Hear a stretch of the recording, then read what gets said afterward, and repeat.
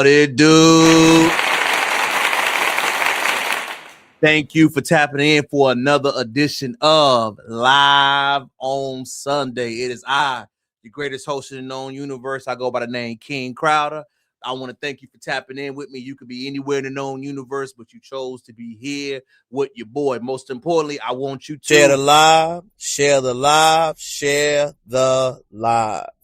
What's popping this week, man? We are 48 days out. We are officially 48 days out from the illustrious first edition of the remembrance of Baby Bro's life known as Trey Day. If you are in Virginia, 757-540-434, 804-713. If you are in that area, we will be having a basketball tournament in remembrance of my brother's life. Remember, gloves up, guns down. Tragedy, what happened? Tragedy, how it happens to us, but we're not going to talk about it. We're going to try to do something about it, man. That's the flyer of it, of the legendary Trey Day. You've been invited. Cash prizes. More information will be given to you this week. Book of the week. Let's tap in. It's an emotional one, y'all. And I think it's an emotional one because it's an emotional topic. Acts of Faith by Ayanna Van Zandt. It is a daily read. Why do I like it? I read it a while back, but it's a daily read. You go day by day, month by month, and you have specific information that stays with you. If you struggle to emotionally communicate like most FBA men are or men are in general, this is a good opening gauge to it. If you've never been taught about your feelings, what to expect, this is a great opening selection. Don't get me wrong. I agree that Ayanna has her ways, but I do think things that read to you or last to you are important to get. I believe this is one of those important things I want you to add to your library. I don't recommend anything I don't read, watch, or observe myself. So I want to tap in and tell you why I recommend that. And let's go ahead and get into today's topic. FBA boys are under attack. So is Juneteenth. So is the non-FBA disrespect towards us. Let's go ahead and set the tone straight first, y'all. You know, I had an event. We do things. Let's provide some clarity for a moment. If you do not know, y'all, it's okay if you don't. This is all teaching and give each other game. This is the official freedman flag of this country. There is a black, red, and green one that is fine. I'm not going to sit right here and police it. But when they talk about the foundation of this country, what does Juneteenth mean, represent, and who it's for? This is the official Juneteenth colors and flag. The other flag you see is the Black American Heritage flag, the black one with the symbolic. I think it's a beautiful thing. All of these flags were made, created by foundational Black Americans to show that the freedom was earned, not given, was earned during the process of Jim Crow and slavery being fought and ended. This flag is the official representation because the lineage is in America.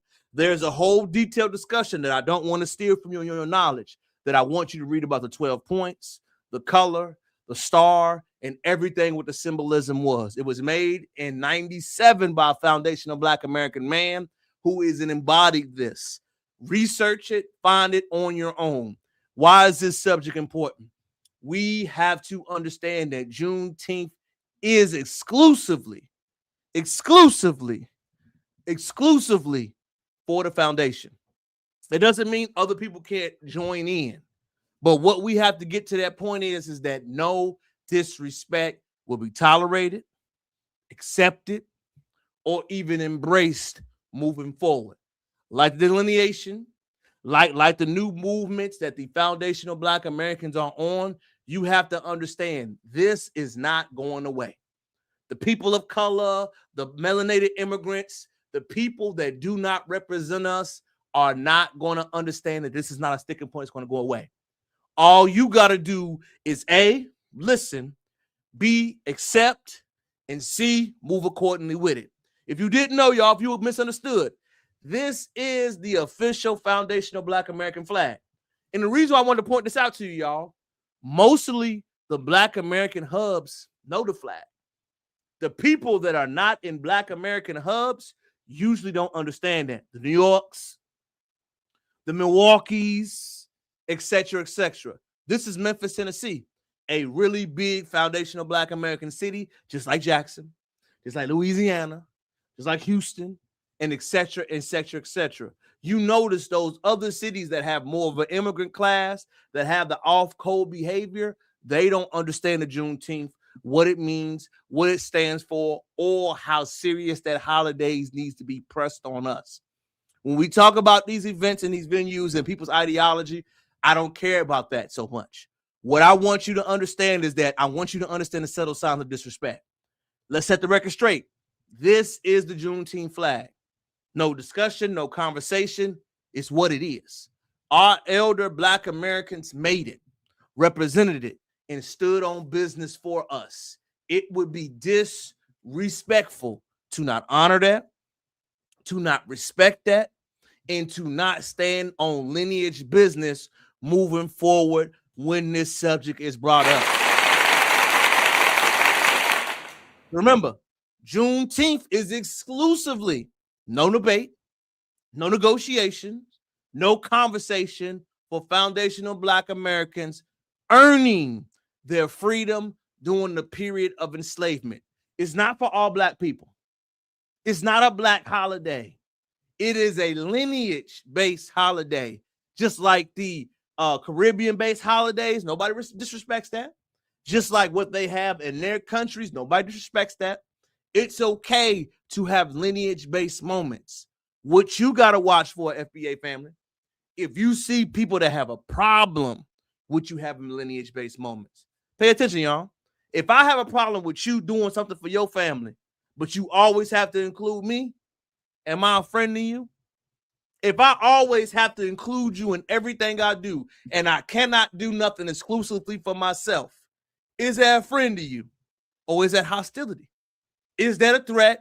Or is that somebody that deliberately has a problem with you? And the main problem I have, y'all, is this. When we do stuff actually in the community, I'm gonna do a humble brag on me right quick.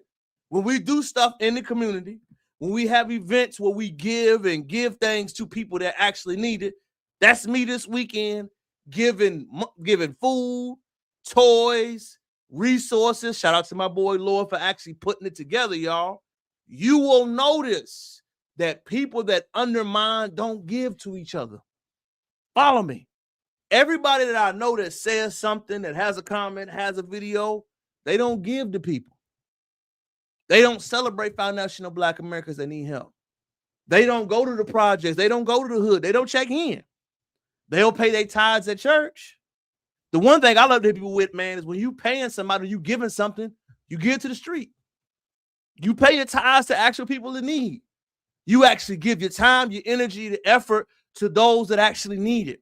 A lot of the times we'll always say, I paid this and I did this. No, actually paying and giving forward, like I tell all my fellas, is when you do it outside. You know how we have all the people that need stuff, man. Shout out to the brothers, though, man. But shout out to the guy right here, Lord, man, Brother Houston. Shout out to him. You don't know him, follow him. He did it this weekend in the hood. Over there, making it happen, y'all. Seeing guys pull up. The other members, man, seeing these things. These are all kids. These are actual people in need.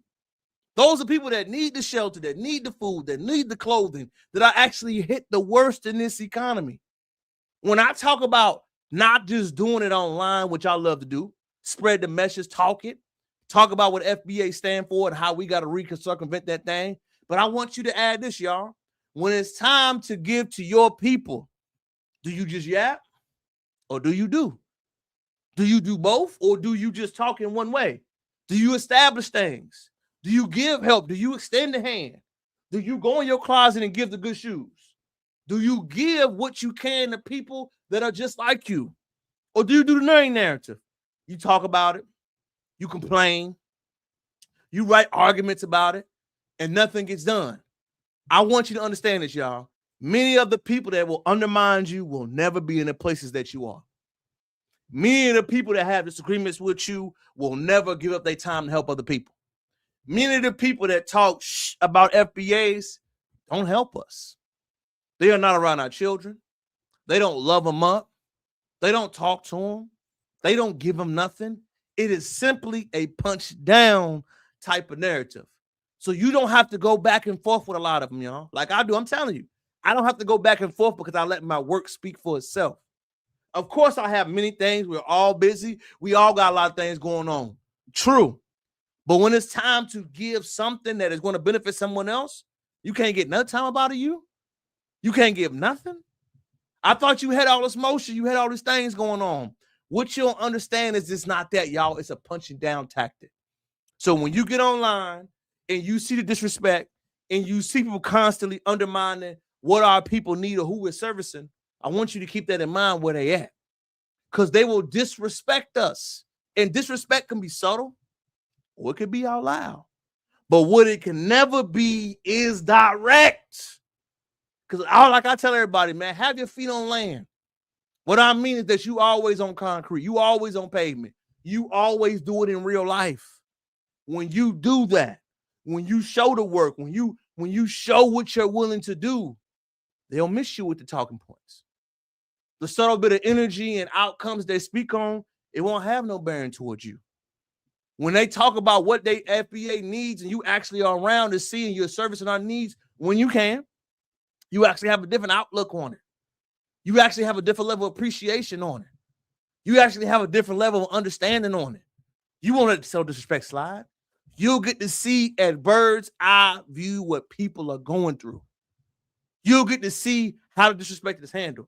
And you'll always notice they're not them street disrespecting them. They're not being off code in the real world. They're not standing on business and tell how they are in the real world. They're not telling the people in the real world they don't believe Juneteenth mean nothing because they can't. That is the whole point and misunderstanding of this topic tonight. Man, what? Again, y'all, Juneteenth is an excellent holiday. I want it to mean something. I want you to get the clarity of how important it is. And I want you to understand what it stands for. Next up, man. Oh, this is for the fellas right here, y'all. Ladies, I love y'all. But happy Father's Day. Happy Father's Day to my fathers that are trying to get it, that are trying to work, that are trying their best to produce and provide for their family, that are working hard. It is a thankless job. Being a father can be hard. Being a father can be challenging. Being a father can be one of the most taxing tasks and rewarding things you can ever be. The number one battle that foundations have to deal with right now, y'all, is the family forefront. The family battle is the most important one we will see in our lifetime. The reason why, on all fronts, our families are being attacked, harmed, our children are being attacked, harmed, disrespected, heard toxic music. They don't even have a place where they can just be themselves. You have to understand the world we are in now. Foundational Black American families, households, families, unions are the number one thing that we have to deal with millennial on down. In our lifetime, it is the number one crisis. Pay attention, y'all. Out of all the things you'll see going around with the young boys being hurt, harmed, physical harm done towards them, you will always hear the leader class speak on relationships. You will always hear them talking about stuff that has no bearing. But I have literally, like me, y'all, I check the scare waves. I check online. I try to find out who is talking about these major issues and what happened, man. And I've been on everywhere, y'all. I took a little breather this time, taking some little time. And not one person that we hear to speak on things spoke on this young man, Mr. Wiley, that happened in Mississippi. It's a tragedy. We see things like this where people use harm to harm our babies far too often and too long. If you're not aware of the case, I want to break it down to you how all of our babies are under attack. Children, babies, infants, Black boys, Black families. You need to pay attention to what's going on. You need to watch the news. You need to watch what's going on. You also need to modify how you go about your day and your response. I had a conversation this week, right? If you are a Black male doing well and you have a son in a all, cultured environment, you need to be careful. You need to teach them what to see. You need to teach them how to respond. Because the one quiet truth nobody else saying, y'all, Carmelo Anthony was an A student. He was not a hood baby.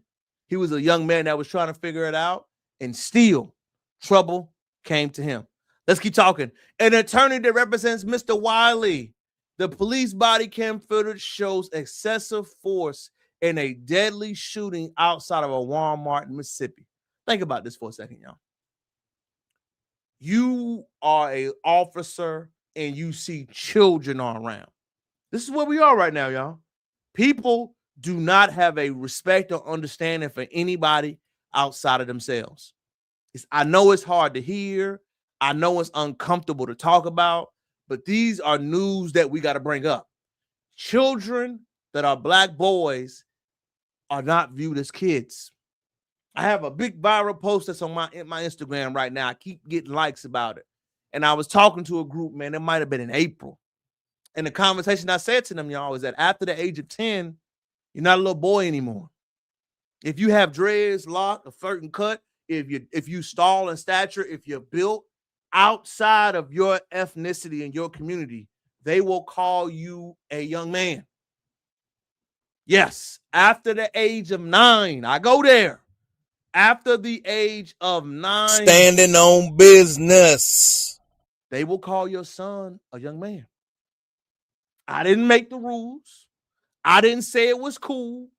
I'm telling you how it goes. I'm telling you what I see.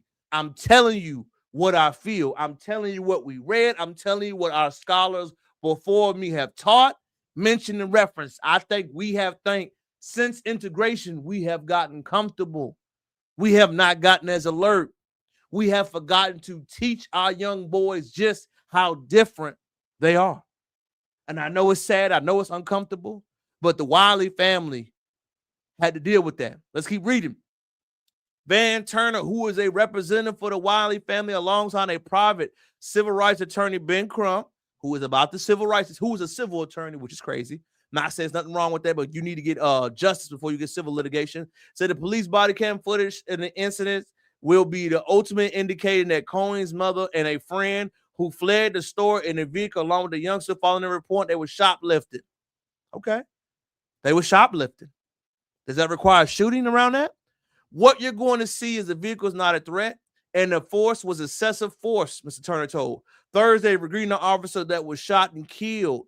The threat is neutralized. They're using firearms. They're trying to drive away from you. That's the very definition of excessive force. We're demanding transparency, and we hope we get it. That's the attorney. An investigation into the police shooting is being conducted by the Mississippi Bureau of Investigation. Right. Like Mississippi has been a great, excellent hub for justice throughout history and currently. Don't hold your breath, y'all. I know it's uncomfortable to talk about these things, but we know Mississippi history. If you don't, look at the Mississippi burning. Look at all the injustices they've had. Look at how Brett Favre got cheated after he stole that money. Mississippi is its own place. A great hub is raw, but we know how to go. An investigation into the police investigation shouldn't, we will not offer any further comment at this time. The NBI spokesman wrote this News Weekly. A request filed Thursday by Newsweek on the body cam footage from the officer who fired a fatal shooting was denied due to an ongoing investigation. Turner said the police body cam footage was being noted by the police enforcement, and we saw this had happened in May of 2025. They need to be released. This is another picture of the young man. Cute young man that is only 1 year old. The Mississippi Bureau of Investigation had a statement on Sunday from the office of the, I don't want to say the incorrect police name, of Tate County Sheriff responded to the Walmart incident on US 51 to a shoplifting call and encountered 2 subjects with juvenile fleeing from the store. So we have a shoplifting victims, allegedly, leaving the store, being chased by law enforcement, and shots are fired. The police tried to stop the vehicle. The driver drove towards them and almost hit the officer. According to the bureau, the officer then shot at the vehicle, which drove off. The 2 women proceeded to drive to a hospital where Wiley was pronounced dead. Let me get this straight. They were eluding. They were allegedly stealing. And you shot the vehicle? Wait a minute, wait. You have not received fire. You did not shoot fire. You pulled your gun before anything was drawn on you. As the police tried to stop, they almost also hit them. Wiley's mother, Vanessa Wiley, was not hurt, but her friend was seriously injured, according to Mikhail Bridges, president of the advocacy group leading to the protest following the police deadly shooting. The officer who fired at the vehicle has not been identified, but has been placed on administrative leave, which is a standard practice for the law officers in that county. You know the one thing I don't like, y'all? When it comes to certain victimology with the newspapers and reporters, we post and we leak information and we support and suppress other information. Why do we do that? In this country, when it's literally a black client, a black child, they post the information. They have this 1-year-old's face plastered all over the thing. They do. Vanessa Wiley, meanwhile, said in the video posted on social media Wednesday that she was leaving Walmart with her son, who was supposed to be stopped by the police. I kept walking because I had nothing to do with me, she said. Her friend then got into the vehicle and began to drive in reverse, adding when a police officer drew their gun, she lifted up her son to show them that he was in the car. She said the police car. By the time I sat back, it was 3 or 4 shots. One of them shot my son in the rib cage. Mr. Wiley, the grandmother, called 72-year-old Mrs. Stroh, told she believed the shooting was unjustified. It was unnecessary to be fired in the car, Stokes said. Why you draw your weapon on a person, potential shoplifters? Why not go into the store? Because they were rushing out of the store. They could have been in a hurry. Mr. Stokes accused the officers of impulsively while reporting on the incident. It was reckless. It was crazy. It was unjustified. And the Mississippi Bureau of Justice has to do an investigation. Why am I talking about this? Pay attention, y'all. Whenever perceived unwanted threat is happening, if you shoplift, they believe, I was always taught this, and I could be wrong, shoplifters are supposed to be handled at a certain date. Pulling excessive force on a shoplifter before you even have a conversation with them, it's crazy. You're in the wrong already. Potential shoplifters do not immediate threat. That is a civil issue. It's the reason why you have inventory specialists. It is the reason why you have shrink on your subject line. Shrink, theft, and all of that stuff is already accounted for in companies like Walmart. All that stuff is already accounted for. So to know that you are willing to go the extra mile to make shrink from potential happening, it was dangerous. And what is the outcome of it? A 1-year-old child is gone forever. The family is traumatized. The mother is traumatized. The father is traumatized. The family will never be the same. What is the sign of, y'all? Our boys, when you have them in situations, Mom, and I know you didn't mean to, you have to over account for what will happen. Good, bad, or indifferent. If shoplifting happened or if it didn't, it doesn't matter. It does not justify a baby losing his life. But I want y'all to count this thing. Mr. Cyrus in South Carolina was accused of the same thing. People literally think when an incident happens, when you take something, there is no more, let's go through the proper protocol. They are literally trying to escalate once something is taken. I was always taught theft is on the job of the police. Happening, an investigation is on the job of law enforcement and the police. Of course, he used excessive force. Of course, he shot first before he shot. And if 4 or 5 shots were released, of course, he needs to be prosecuted. Of course, he was a wrongdoing. Of course, it was a bad look by the Mississippi police. You could have followed them around. You could have went after them. All of this happened because an alleged theft at a Walmart happened when 4 or 5 shots will be gone. What does this mean, FBA family? Watch the tea leaves that we see continue to happen. What I notice immediately is that once a child is in the picture, once Steph is being aroused, once people feel like you're taking something from somebody now, excessive force and brutality is allowed to be and happen. Follow me. If they feel that you have conjured or done something, if something has been taken for them, proven or not proven, excessive force is allowed to happen on Black Americans. That's the new rules. That's the new laws. You feel me? I'm not here to justify. Shout out to y'all. What you doing? What it do? Hey, fam. Hey, fam. I'm seriously, man. It doesn't matter if it was the mom's fault, y'all. It doesn't matter. If they stole or not, excessive force should not have happened. It should not have allowed to be happen. It shouldn't even be something that was justified just in case. Because remember, injustice anywhere is injustice everywhere. That young baby's life is gone. So if you allow the triplets to happen because you say it was the mother's fault, what are you going to happen when they perceive to take the same law in their hand like we've seen in other parts of this country? Remember this a few months ago when ICE was doing the same thing and people were saying, where has the law been when they start pulling the trigger and doing the same thing? I want y'all to remember this notion. What you allow to happen will stand to fester all around this country. If you allow lawlessness and lawless habits to take place, if you allow lawless habits to continue to go, if you do not have a standard of excellence that you're going to uphold, then you're going to have people take what they can do inside of their own hands. And why is this important, y'all? It's important because you will see situations like we've seen this week. I don't know if y'all been checking the airwaves. The Carmelo Anthony video was released. The Carmelo Anthony video was released. I'm going to try to skip to the parts of it because I want to summarize it. But I want to give you a 50,000 feet lens what this means for black boys and girls in this country. That is the seats enter the stadium. It's raining outside. They have hoodies on. They are at an outside athletic event at a school. Keep watching. You see the puddles. You see the rain.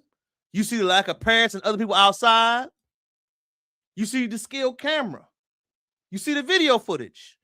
You see multiple people trying to warm up with hoodies on, rain all across this venue. Keep watching. You see everybody with umbrellas on, hoodies on. You see the venue really not clear. Look at the footage. It's almost grainy. You're showing them. Now, I want you to take a look at this. Why is everyone not in the bleachers? Step number one. Everyone is not in the bleachers because the bleachers are wet. Everyone's not in the bleachers because it's raining heavy. So the notion that somebody went inside of another person's tent is a false flag. The notion that you should have been in a competitor's tent, it's a false flag. It's raining. There's no parents out there. It's literally beginning of the track meet. You have all of the students being appeared to move and go under the tent. Now keep watching.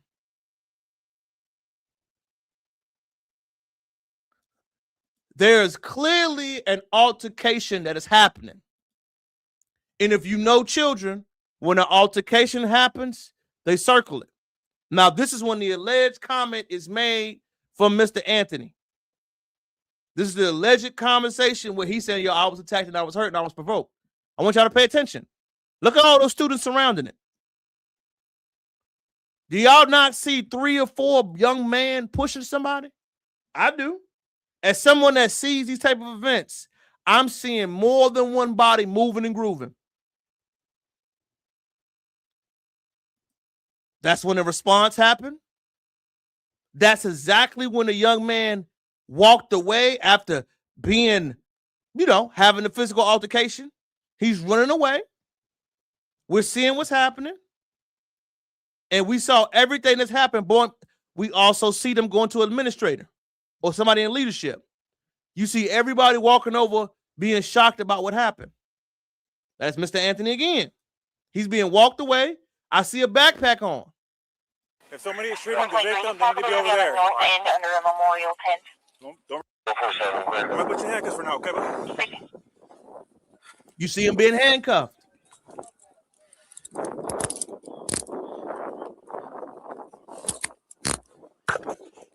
Dispatch 443. Everybody can slow down. I got the alleged suspect in handcuffs. That's the officer calling in about the alleged suspect being handcuffed. Right now detained. Everyone else can slow down. Suspect detained and handcuffed. You can open up the channel, and medics are clear to come in. Have them come to the northeast entrance. That's That's gonna be a gate that's wide open there, and then you come to the victim from there.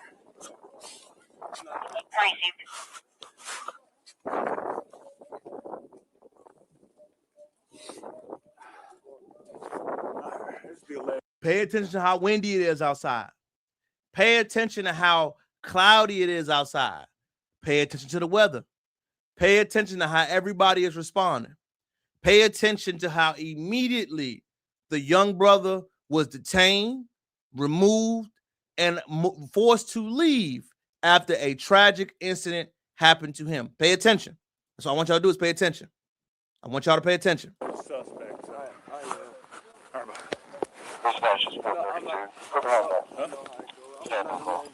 Okay. What's there? So nothing on your person at all? Absolutely got pushed down. Like by reaching your pockets and stuff and all that? Absolutely. Stamina? Okay. I'm gonna be out with this. Crazy.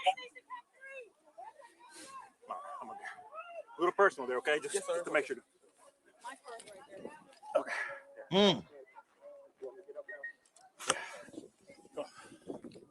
All right. What I'm saying is that it's definitely rainy. It's definitely windy. The attack and how the people laid it out is clear as day. The question for me is this. Number one, when all of that happened, when the alleged went through the whole proper process, when you go to somebody and tell them to move, where were the leadership council? Where were the admin there? Where were all the people having this discussion? Why was this footage leaked Juneteenth for Father's Day weekend? Why was it leaked and sort of gone out now? How did we have police eye footage of a young man being arrested, but no other conversation? Why is all this information being leaked after a sentence, after the trial and everything happened already? The victim's going to be underneath that tent over there, so I'll get medics. Again, you see this young brother being arrested. You see this young brother being pulled out of here. You see no other faculty or anyone else approaching him when this happens. Immediately, I'm putting my leadership hat on. All of this was going on with no oversight. All of this was talked about with nobody else want to drop this video. All of this went on with nobody allowed to be seen what happened inside of that courtroom. Shh. Carmelo Anthony trial will go to appeal. Carmelo Anthony's trial will alter the landscape of Texas history. What do we got to learn from this? If you have your boys or girls in hostile environments where you deal with other people that have problems, teach them how to discipline and move correctly. I do believe the young brother defended himself. I do believe that what happened was no winners in that case. It was nothing positive that came from that. But what happened was you saw a young man doing something out of fear, out of duress, out of scaredness, out of simply trying to protect myself. No matter if it was right or wrong, if you agree or disagree with it, doesn't matter.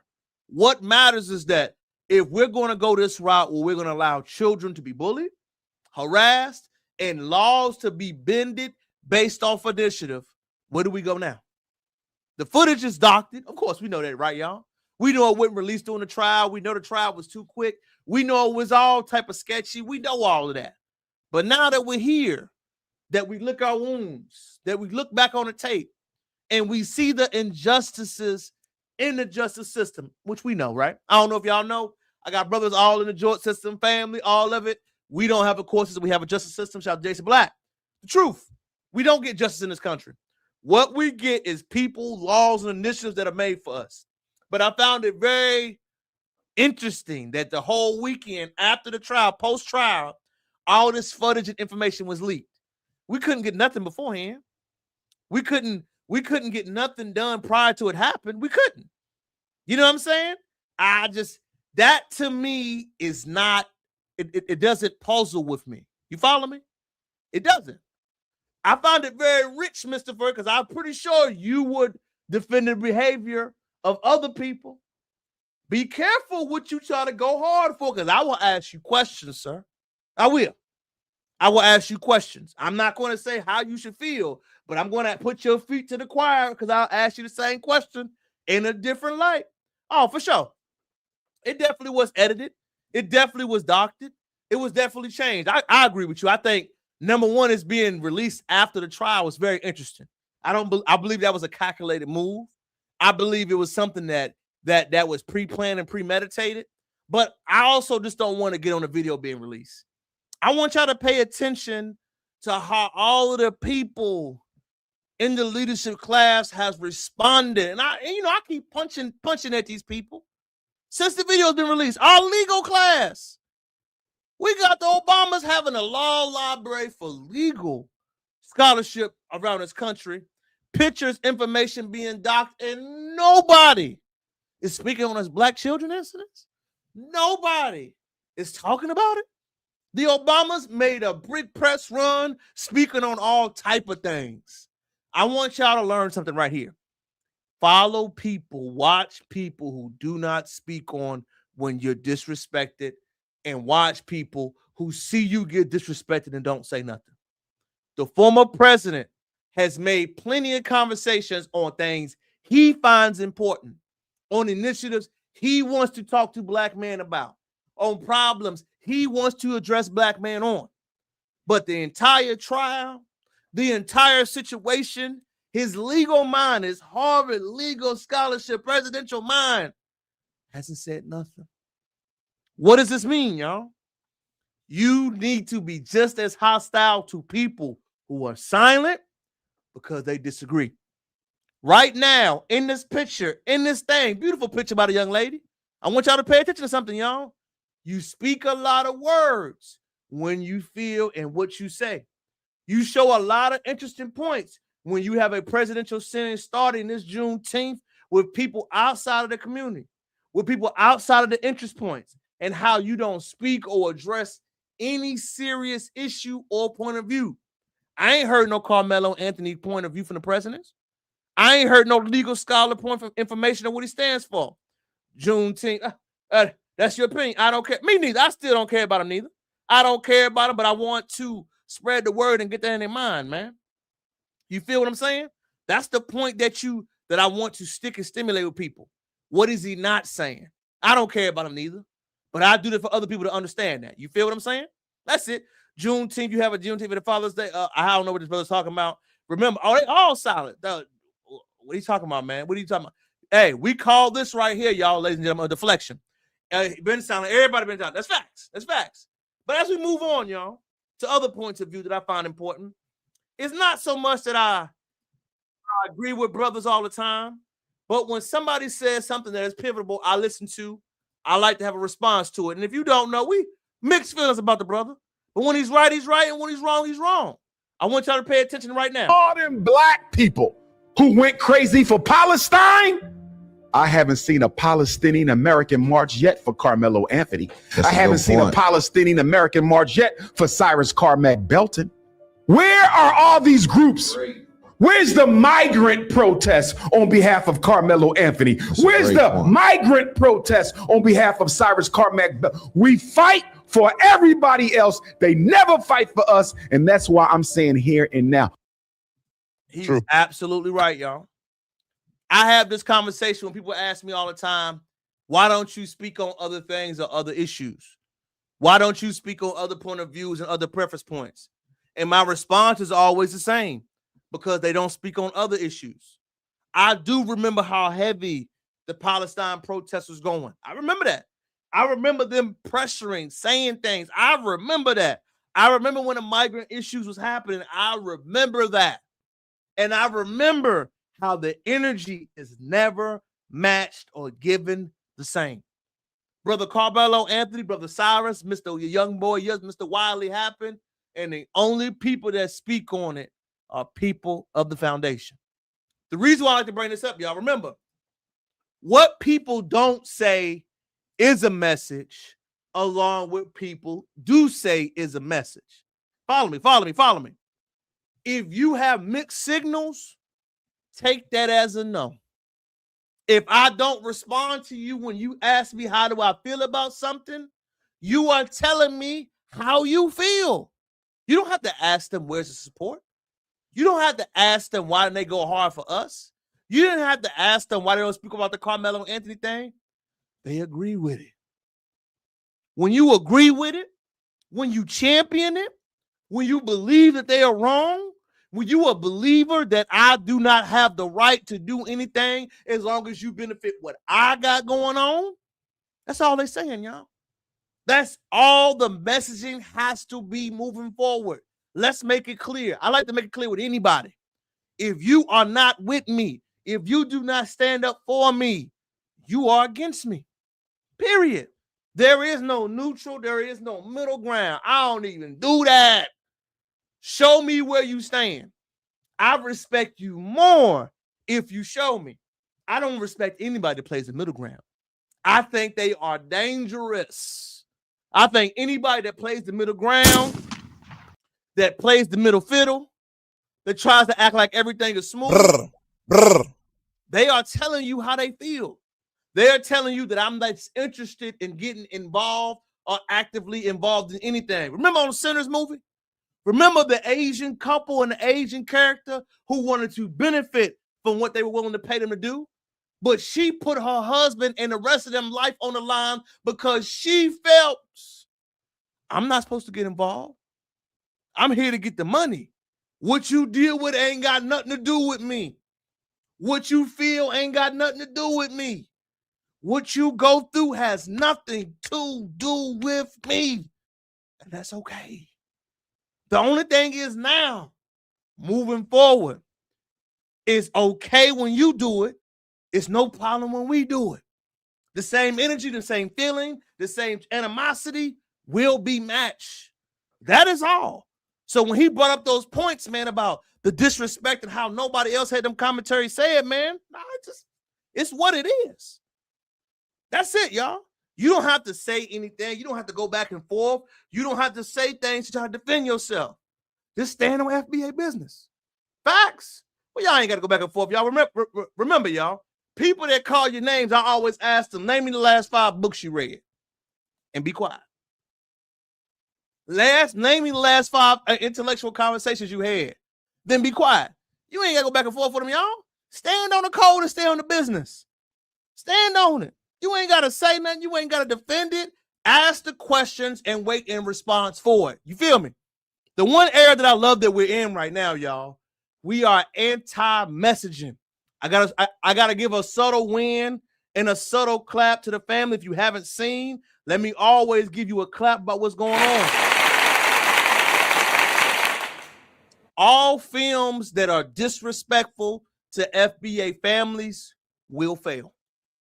All propaganda that is disrespectful to FBA families will fail. If you did not know, the film Is God Is was a fictional story made of an anti-FBA family point of view. There were people outside of our community speaking on us, talking about us, saying the same old talking rhetoric how black families were bad. Is God Is was expected to be in a range of $4 million to $7 million domestically. However, it is projected to rank $18 million, and the box office failed. It only made $4.9 million. Let's clap.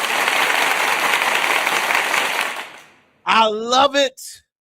I love it that the bad, the non-FBA disrespectful films, the black rhetoric going against black families and black fatherhood on a Father's Day weekend are officially flopping. We need them to flop. We need to get them out of here. We need to remove that energy from being around, surviving around, going around. All of those films that are anti-FBA families need to go away. We need to make sure we send a clear messaging. Is God Is not the first. It will not be the last. It will not be supported moving on from us. We want accuracy. We want black love.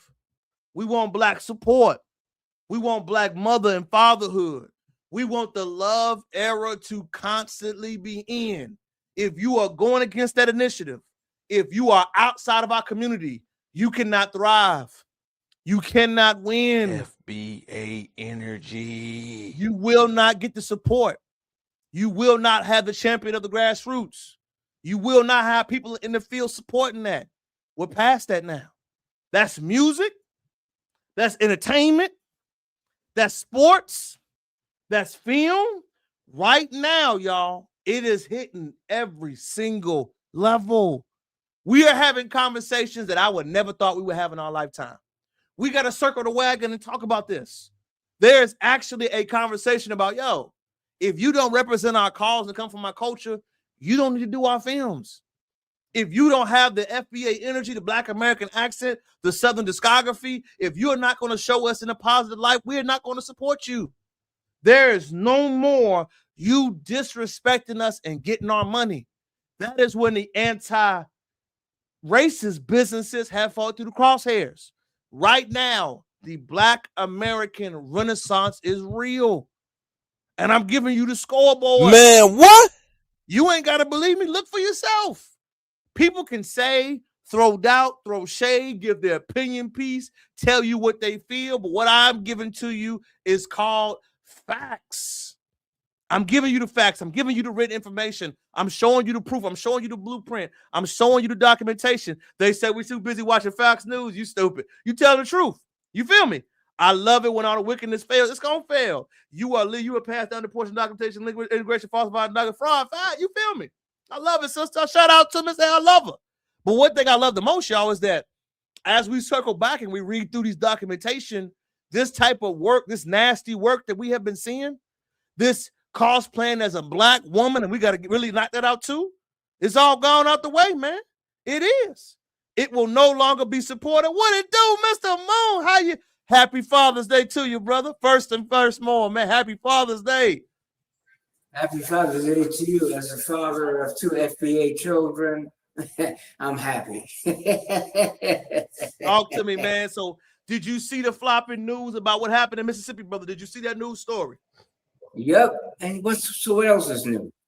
I mean, let's look at it this way. We saw what happened to Carmelo Anthony, right? Now, I didn't like what happened. I wish Carmelo walked away. But at least Carmelo is alive. Yes. That's all I'm saying. Yes. Now, it's real. I know my son, because let me tell you, I told you a story about my son, because he was racially profiled. He took 4 white cops on the grid. And the cop that finally arrested him said that your son can fight. I said, yeah, but he's fighting for his life. Now, in America, he would have been dead because they would shot his ass down. Right? Now, here's the funny thing about this. It's always the funny thing about this. It's always the same nonsense. FBA is always leading the way, never is follows. It gets boring after a while. And it's like, when is it going to stop, brother? You know, you can't have it both ways in one. You can't have it both ways in one. You can't say, well, you know, yeah, we're down with FBA when it's convenient. But I'm not FBA when it's not convenient. That's what I'm saying, brother. I don't know if I'm wrong or right, but that's how I look at it. No. I definitely think you are going on the spirit of the battle of good and evil. I think we're just in a change in history, brother. During our timeline, we are seeing a change of the guard. It's scary, but I think that's all we're seeing with these outbursts, these police brutality happen so frequently. And we're talking about children, y'all, not adults. 17 years old, 14 years old, 1-year-old. What the hell? You know what I'm saying? Like these are. How do you shoot a kid 50 times or whatever you want by accident? Yeah. The people How don't. many times do you have that? But everything is by accident. I'm sorry, I shot the guy. Come on, these are not policemen. They're just vigilantes. Yeah, agree. Well, you got to understand, brother, since in our lifetime, police are not taught to de-escalate anymore. They are taught to escalate. You know what I mean? Police don't de-escalate situations. You know that. Well, did he de-escalate against Black people? That's what it is. Because my son would be a dead man a long time ago if he lived in the USA. And that includes my daughter. I hate to say it, I'm glad they're in the UK. But I'm just simply saying that's not an excuse for what's going on. What makes me laugh is that Black politicians don't deal with this shit. I mean, I love me Barack, but I'm going to say this right up here. I know you don't like that. I'm sorry, brother. But I know one thing. When all those brothers defended themselves against those cops, you never saw Barack Obama defending those brothers. He went to the funerals of all those cops, but he never, ever, ever went to those brothers that defended themselves. And there's an article in the Independent, it's a London paper, that said Barack probably did less for Black people than any president ever did. Now, I love brother Barack. I know you don't like him too much, but I'll say it this way. You know, okay, Barack, you can say what you want. I love you, brother. I think you're one of the greatest presidents. But bro, you weren't there when you needed to be. That's my opinion. Maybe I'm wrong, brother. No, well, I'm harsh on Barack Obama personally, brother, because we see what Trump is doing. Love, hate, dislike. He rides for his people. You can hate the man, you can like him, but when he ride for his people, he ride for his people. Am I wrong? You do. No, you ain't wrong. You don't hide it. And I expect the same. I'm wondering why Obama didn't do the same. You can't. Yeah, that's the problem. I always say. I have the same problem because I can't understand it, man. You know what? What difference would it make? They wouldn't like you if you could have been all the things you wanted to be. But here's the thing: you did ride. You got a problem with that, brother. You got a problem. Oprah and Winfrey, please. All those other motherfuckers, please. Rock, you know where you stand.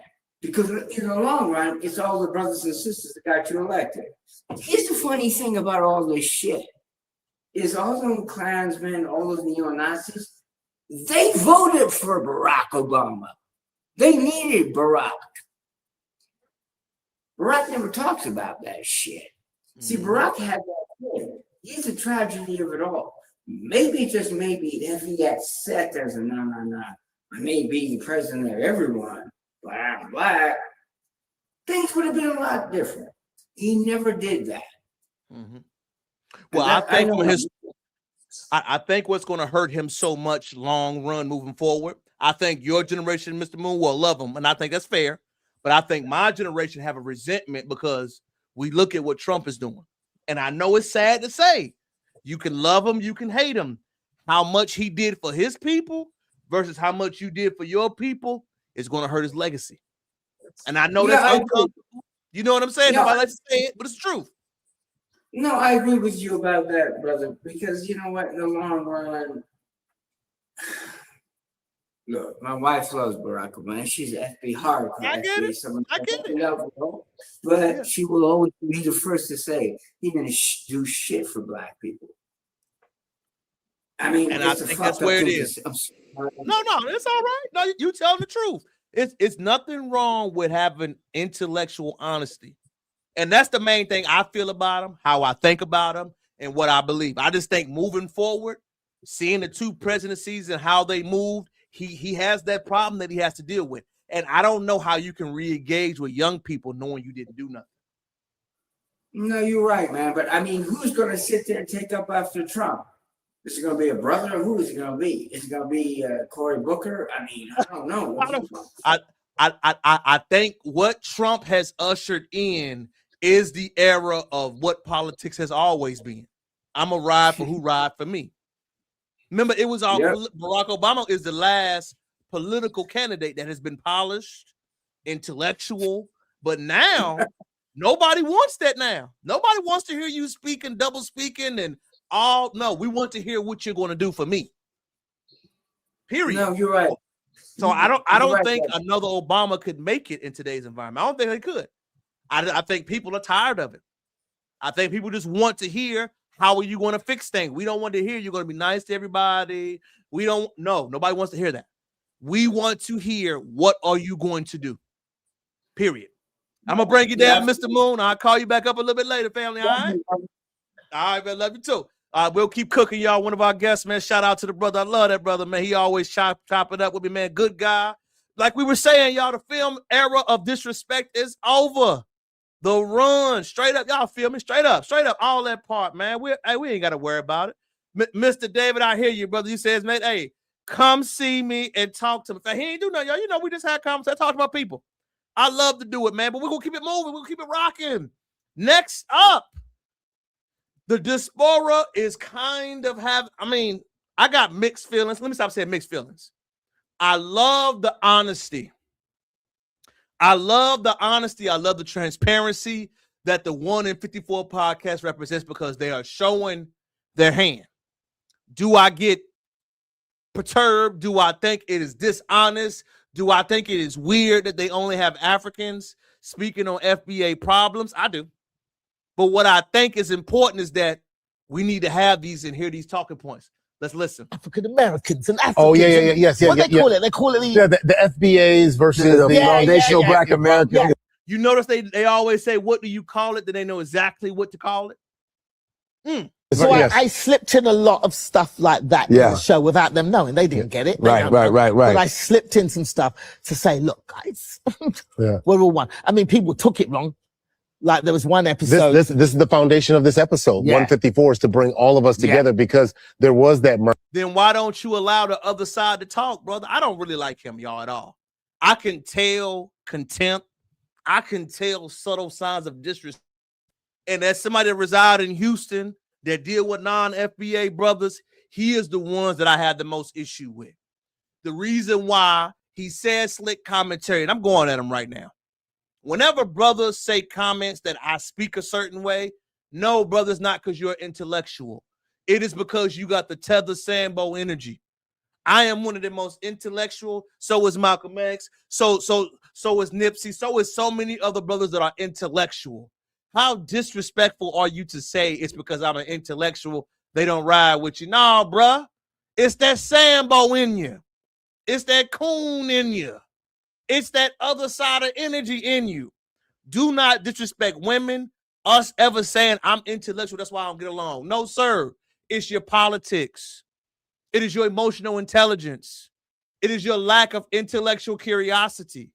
It is your lack of not having an understanding about what's going on around you.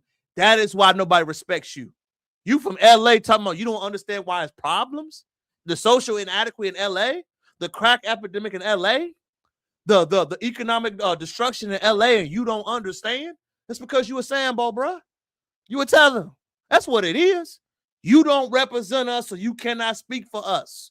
So when we have these conversations, unless you have somebody that's going to stand on 10, chest to chest, neck to neck, forehead to forehead, and have a conversation with you, that's what we got to talk about. But these dudes right here, y'all, there's somebody that reside in Houston. I deal with them all the time. They don't like it when you stand on 10. They don't like it when you say it with your full chest. They don't like it when you are an unapologetic black man. They don't like it when you tell them, nah, I ain't for that. They don't like it when you're well-read, you're just as articulate, you're just as intelligent. They prefer to deal with somebody at the other end because when you stand on 10, you make them look flawed. You make them look weak. You make them look like they are not inadequate. They say slick points because they try to get that slick point off, but when you stand on and you actually doing it, they ain't got no answer for you. It was just like, this stuff was manufactured in a lab somewhere. Yeah, exactly. This should not be Nah, it's a real thing because you made it a real thing, my boy. It's a real thing because you choose to be ignorant, my boy. It's a real thing because you are disrespectful and you don't like when somebody respond back to you with that same energy, my boy. That's the real thing about it. Saying it's manufactured, saying it's that. No, man, that is disrespectful. You got to listen in and say, man, why they feel like that? If somebody keeps telling me it's a beef brewing or some energy is going on, I'm listening. I'm asking, why is that like that? What's the problem? Why they beefing like that? What's the issue? I'm going to try to listen and find out because that's the leader in me. That's the person in me that's going to find out what the conflict is, and I'm going to try to resolve it with my people. If there's an issue right now, my boys got to squabble up and we got to shoot the fader, do what we got to do. I'm going to find out why. Is it over a woman? Is it over some money? Is it because somebody lied to you? Is it over a girl you're dealing with? What's the issue? Let's get down to what the original issue is and let's solve it. That's FBA culture. Immigrant culture don't do that. Y'all don't stand on 10. Y'all don't have those uncomfortable conversations. Y'all don't have, we got to figure this thing out because it's all we got. If we got a beef, we got a problem, we're not going to leave until I hug it out and get it right. That's not a part of you. That's the reason why, man, you don't recommend to have that problem like that. That's it, bro. You know what I'm saying? That's the problem. That's the issue. I agree with you. For real. Ignorant comment, brother. There's nobody that want to fight that. I fight people that do not stand for nothing. You are making it internalized with an ethnicity or lineage. No, sir. I fight any man that does not tell the truth about things. That's it. Don't try to change the subject neither. I stand on 10 when it comes to any man, any ethnicity. If you are not a person that's going to stand on and be honest, it's going to be a problem. That's how I was raised. Real thing. Yeah. So I try to slip stuff in there to discuss it. And you know, I started some discussions. There was one episode where they misunderstood completely and they came for me hard. There's an episode where my character was like, oh, you know, Abishol has been followed by this white man. The top is the white man. The bottom is the African, you know, that whole thing. But that's how old school Africans think. Yeah. And then I had the other character, Gloria, the African American nurse, say, you're talking nonsense. Yeah. If you get stopped by the police, you think they're going to go, oh, I'm from Benin City. You're still. Why is it always the commentary of being stopped by the police? Every foundational Black American doesn't get stopped by the police. We understand that it's deeper than that. We understand redlining. We understand convict leasing. We understand Jim Crow prison. We understand the prison industrial complex. It is not just a police stopping. We understand it's deeper than that. I always notice when it comes to somebody outside of the lineage, that is their main commentary or point they stick with. And that is not something that we constantly talk about. Being stopped at law enforcement, as sad as it is a norm among FBA man. Man, what? We know this.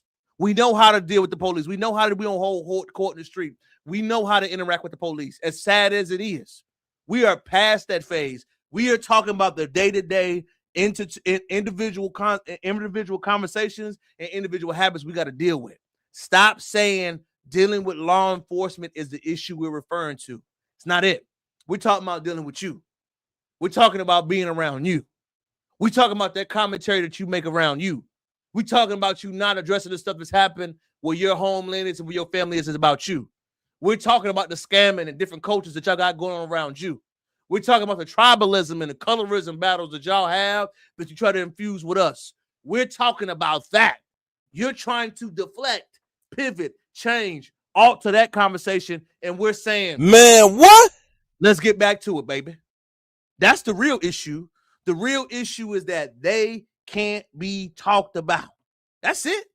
You feel what I'm saying? Yeah. We had to stop watching anything with them. I agree with you. I'm already there, but I notice now, especially where I live at, Will for Ignorant, shout out to sister for saying that.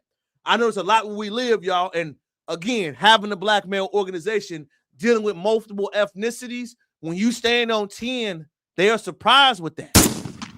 I'm serious. When you stand on 10, when you are confrontational, when you have a intellectual discourse, when we got to have a man-to-man conversation, a lot of them don't know how to handle that. They do view it as a problem because of how we get down. It is not meant to be disrespectful. It is not meant to be disingenuous. All it is meant to do is show you how we address things. That's it. Black, it don't make no difference. So I had the other character counteract that. But what happened was people took just my character's part of it and edited out the African-American character. And when look at what this woman's written about African-Americans. She hates us, these Africans. And I'm like, you got to watch the whole scene and you'll see that the African-American rebuts what she said. I want y'all to pay attention to something, y'all. Whenever these conversations are had, there is never a FBA in the room. Standing on business. Whenever you have a conversation where the party you're talking about is not there, we call that an echo chamber. An echo chamber is when I have a whole lot of ideas with people that think, believe, look like, or listen to me. The sad part is that when you go on a microphone in a podcast and you are refusing to have intellectual discourse with anybody that thinks, that looks, or has a different point of view as you, it shows that you are biased. Again, You are having this conversation among other Africans, telling people how Black Americans feel. It doesn't work that way. You need to have someone in the room speaking what they saw, what they felt, what they touched, what they heard, what transpired in their mind, and what they did from that feeling moving forward. You cannot make an outrageous claim saying this is what the masses felt. You can't do that. I have to have a certain person in the room with me that speaks on it, that qualifies to it, that are willing to have a serious conversation to it. That is how you qualify your credibility, not the other way around. To qualify your credibility, to qualify your claim, to show what you're saying and show that you're impartial, you got to have that conversation. You got to have those talking points. You got to have all of the issues being talked about and being discussed. The reason why is because we see firsthand the conversations that you're having when we're not around. What do you mean, King Crowder, man? You're saying a whole lot of stuff. Remember when we had the conversation about reparations when it first started? And remember what many non-FBA said about Black Americans asking for reparations. Let me play it back. They say we were begging. They say we would never get it. They say the conversation is stupid. They say we don't work hard. They say that we do better. They say that we don't need it. They say that it's disrespectful and it's disingenuous. Now, this is a president, current president of an African country, speaking about how they can get reparations. A reparational discount card where we want to enjoy the reparations now. Did you hear that? A reparations discount card. Not let's make sure the Black Americans get it first. Not let's make sure we pay it first and make it right for the people that we play the act in, getting those things to happen. Not the FBAs that were currently disrespected, the Black Americans who were displaced, not the Afro-Caribbeans that were displaced, not many of the people that we played a role in and traumatizing them during the transatlantic slave trade. We are worried about how do we get our discount card right now. When people show you who they are, you believe them. When people show you signs of contempt, disrespect, and overall not even a basic human dignity, you believe them. When people say you don't speak, represent, or hold weight for what I'm talking about, this is exactly what that podcast speaking about African and African-American issues need to be talking about. The realness, the real problem, the real issue, the real wedges, the real rubbing problems, the real issues that we're dealing with. This is one right here. Forget everything else, y'all. When we're talking about, disrespect, man, how this ain't cool, man, how this type of stuff ain't right, man, all that type of rhetoric, man. No, I'm serious. I'm serious, man. Yeah, it's hey, you gotta watch it. I don't think it's nothing disgusting to watch for. I want you to believe it, man. I'm serious. That's it. Let's keep it cooking. Now, while we're on it, I'm 70 plus years old. So I'm not somebody waiting to go into the next world to enjoy reparations. And I'm sure some of you are of the same view. So we want to enjoy the reparations here on earth. And as I said, it doesn't have to be cash being given to you. You can be. Remember, you are speaking about an issue that was focused and centered around the freedmen of this country. Man, what? And you are saying going against everything that we're championing, we're aiming for, and we're discussing. Every single reparations discourse that we have had has been cash payments to the descendants of formerly enslaved in this country. And you get your 70-year-old president of a non-FBA background saying it does not have to be that. This is what you got to pay us. This is what we want in us. Not the people that were aggrieved, not the victims of the crime, not the people that need it most. Hey, I hear this reparation talk getting big now. Let me go ahead and do the Birdman hand rub. And with that Birdman hand rub, I want to tell you what slice of the pie I need. I don't want to wait on my reparations. I don't want to wait on getting my thing right. What I want to do is talk about how I can get paid. Discount card, reparations discount card, where anybody who signs up and has a DNA identifier that allows them to enjoy reparational discounts can go to any number of shops where businesses have agreed that the Africans deserve, or people of African descent deserve reparations. No. What you are doing, good sir, is diluting the issue. What you are doing, good sir, is changing the conversation. What you are doing is worrying about what your family could do. You're not worried about the victims. You're not worried about the people that you hurt. You're not worried about the former Africans that you hurt. What you are worried about is how you can benefit from it. And again, that is disrespectful. When we say we got a culture standing on business, this is what we mean. We mean right now, man, we got to stand on business when this conversation being brought up. We got to stand on business and say, hey, bro, this dude right here, this president right here that's on this thing talking crazy, that's having a conversation, does not represent what we are trying to get. He does not represent our claim. He does not represent what we need to deal with. He is a former president of Ghana. He speaks for Ghanaian citizens only. He are not talking about the facts. Shout out to Ms. Yeah, right now about history is going through the community today. Big fact. That's the problem. You don't get rid of it. Oh, man, ignore these guys. Listen, we're doing this private conversation. What we're saying is, we got an actual president talking like this. It is insensitive. It is disrespectful. It is egregious. Let's keep listening. And I'm willing to give you 10, 20, 30% discount on your shopping in Harrods or in... Is he serious right now? What Africans at? Where's the 1 in 54 podcast talking about this?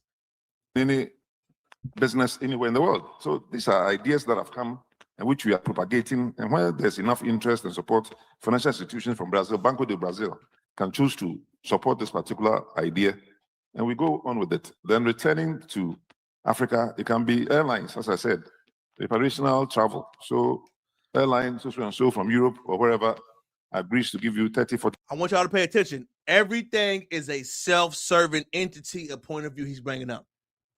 Everything is how it will benefit you, not the aggrieved party.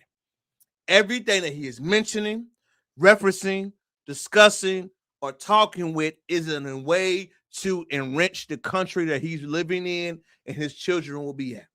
Nothing that he is speaking about is to help people who boots on the ground. Nothing that he is discussing, mentioning will help the people that will aggrieve from crimes against humanities. That's how you know what he's saying is disingenuous at best. 30% discount on your travel. Some of you traveled here. However you came, whoever paid. Travel when people need bread right now, bro. For it. If you have 50% discount because of reparations, you'd have appreciated it. And this is something that can be instituted before the end of this year. If the right partners come together and be implemented. So ideas for reparations are numerous, plenty. And they don't always have to be cash in your pocket, but it can also be a discount that saves you money. More or less the same thing. But my point simply is that we must enjoy the reparations while we are alive. Because our forefathers took 300 years for us to get here. We also don't want to take 30 or 50 years to begin to enjoy the benefits of reparations.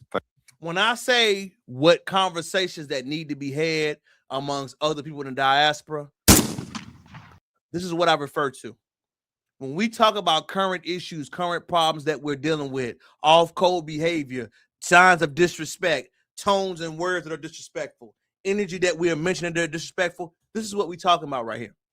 You have an active president of a African country talking about a reparations claim that was started, made big, made serious, and hit international news by Black Americans that will aggrieve from the country he resides in.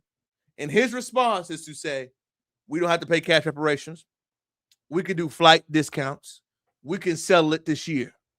you can handle our reparations claim and what we got to deal with by making it easy and accessible for other people from my country to get a hold of it. Not let's settle it with people that need it most first. Not let's work it out with the people that were initially traumatized from it that we played a hand in. Not from people that really, really need this help. Us, right now, where we are, want that money and discount first. When we say this is that underlying issue, Akbar, this is that problem that we're discussing, this is a real issue that we're mentioning, this is what we're talking about right now. Oh, let me get my other brother up here, Mr. Moon. I know you back again, man. You heard that talking point. You heard the African president get on live and say, we want discounts on airlines for reparations. Yeah, well, you know, here's the thing. You hear me? Okay, look, it's called reparations. It's kind of funny. Look, Africans have a right to reparations. So the only reason you have a right to reparations because African Americans, FBA, started the FBA reparations. See, here's the thing. By your own admission, the real African Americans, I'll never forget when the ambassador of Benin went to Clark University and begged FBA for the forgiveness for the slave trade. That's the truth. We don't like to talk about it, but it's real. Okay? See, this is the thing about everything that FBA does, everybody follows. He's talking about all these other things, right? But it's always FBA that's got to run everything, right? So maybe you should start talking about what African is this or that. You know what I'm trying to say, brother? And just unite on FBA. But there's a lot of, I'm speaking as a person who lived in London for 40 years, bro. And there are Africans, conscious Africans that ally themselves with FBA because they know that without FBA, they wouldn't have nothing. This is the truth. Because let's fake it. Kwame Nkrumah didn't get his shit in Ghana, he got it in Harlem. All those African scholars, and all that Pan-Africanism comes from FBA and Caribbeans. That's a fact. People don't like it, but it's the truth. What I'm trying to say is, this is very hard for me because I'm an outsider, brother. You know, but what I'm trying to say is, it's interesting that Africans want reparations and they have a right to it. But bro, before you get your reparations, FBA got to get their reparations. If I'm wrong, tell me if I'm wrong. Conversation, period. We're going to stick it right there. Let me give you a round of applause for that, brother. And that's the whole point about this, man. And I'm going to keep it moving, Mr. Moon, is that you can't say I represent you, I have your best interest at heart, if I disrespect you and I don't make it right first. Yep. How can you be a president of a country saying, pay us first before we pay the people that we agreed? And I'm on national TV telling this, thinking I have a cause and a representation, and you understand why resentment is there. Absolutely. I mean, and the funny thing about it, brother, King Crowder, there's all these Africans. I mean, no, I shouldn't say this, but all of them, they dress like FBA, they want to be like FBA, and all this dumb shit. But what they don't understand is FBA is more than hip hop, music. So this is dumb shit. Talk about medicine, science, all the shit. This is what I hate. Everyone always looks to FBA for all the shit that they're not, but hates everything that they are. What I mean by that is, founder of the North Pole, a black man, who invented the devices for the heart transplant, a black man, who won the American Revolution, the Civil War. Every goddamn thing militarily without black people they wouldn't have. It's always about shit. FBA. That Big is FBA. is ridiculous. I mean, I'm not saying it's nothing wrong about arts. It's funny when they talk about arts, they never want to talk about Arthur Mitchell or Alvin Ailey, the high art of ballet, which my mother, who is an Asian American, danced with. Oh, they don't want to hear that. They want to hear about the shit that they think that FBA is all about. High art, I don't like the high art because African Americans don't believe in high art. Art is for everybody. I'm just giving it in a whole different aspect. But what that man was just saying is the problem, because he never accepts the argument that what you got is because of FBA. And they will say, well, FBA comes from us. Well, yeah, that's true. But FBA developed uniquely from you because they had no choice but to. And the point is, this is the thing. I hate to say this, but there are a lot of Africans, and I met them in London. They want to be like, I hate to say this, they dress, they want to be like FBA, but they don't like FBA. Mm-hmm. You know? And it's a horrible thing to say, but I've been there, and I say it. And I always used to tell them, you say all this shit to them. Well, why are you trying to be like FBA? Oh, what you say FBA is. Right? Because they don't. If I told them about, the founder, the guy that discovered the North Pole, they'd be like, "Who? What?" Because they don't know nothing about that. I do get it. I got you. I'm gonna keep it pushing, Mr. Moon. I'm gonna let you fit it. I'm gonna keep it rolling. You cooking. I'm gonna call you back up. All right. Thank you for the brother, man. I love Mr. Moon. Good brother. Let's keep it going, y'all. Remember, people show you how they feel. People show you what they feel and what they believe by how they view you. This video right here, y'all hit the head waves this week. Remember that conversation I said to you, man, about the reparations point of view? I said how they are not even acknowledging how egregious the crime versus humanity was. Right now, I want you to see why this subject is what it is.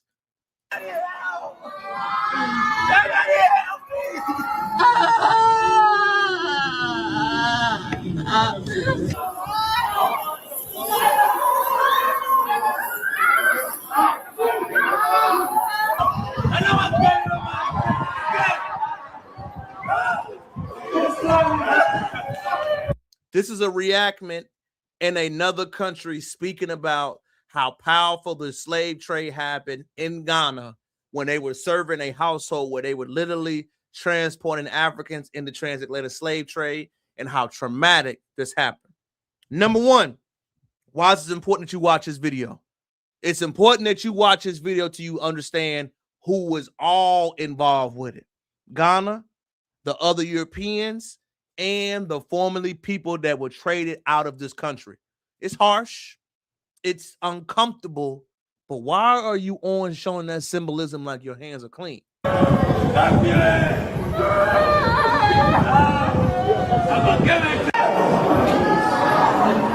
And can I say this?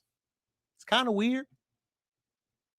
Why do you are so head-bent on a powerful reenactment on the formerly enslaved instead of talking about your part and your dealing in that history? I notice whenever the history, the Amina Islands and everybody else talks about the transatlantic slave trade, it is never focused on what their role was in it. Yes, it was an egregious crime against humanity. Yes, it was awful. Yes, it was horrendous, but you benefit from it. You profited from it.